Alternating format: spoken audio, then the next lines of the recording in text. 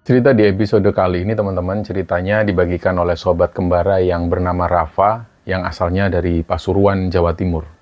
Dan pada waktu itu Rafa dan 14 temannya yang lain ini rencananya mau liburan bareng karena waktu itu mereka baru lulus SMP dan mereka semua ini rencananya akan merayakan kelulusan mereka itu dengan berlibur ke salah satu pantai yang ada di Malang Selatan.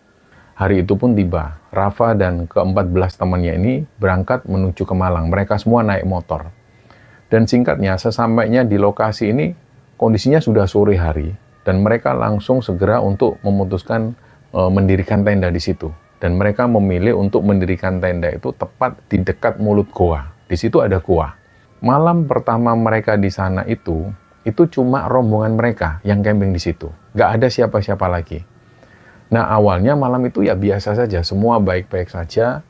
Mereka menghabiskan waktu dengan ngobrol-ngobrol, bercanda, dan mereka makan apapun yang ada di sana itu mereka bawa, mereka bakar-bakar di situ. Terus malam itu Rafa benar-benar nggak bisa tidur. Tiba-tiba dia dengar ada suara aneh. Suaranya itu dari arah pantai. Dia perhatikan betul-betul suara itu. Terus semakin didengar baik-baik oleh si Rafa ini, suaranya ini jadi makin jelas. Nah, malam itu, seperti yang kemarin, mereka yang ngobrol-ngobrol, mereka bercanda sampai larut malam, tapi nggak ada satupun yang cerita tentang kejadian mistis yang dialami 3 orang ini. Nah, malam itu, ternyata nggak seperti malam sebelumnya. Rafa berpikir, mungkin waktu itu teman-temannya ini sempat kepikiran tresna, tapi mereka ini nunggu pagi itu lama banget. Jadi waktu itu nggak ada yang saling ngobrol. Mereka sebenarnya panik. Rafa tahu itu, tapi mereka bingung harus berbuat apa. Nah, malam itu mereka semua langsung masuk dalam tenda dan nggak ada yang bisa tidur malam itu. Dan waktu itu suara ombak ini kencang banget dan terdengar jelas. Nah, kira-kira waktu itu sekitar jam 2 dini hari.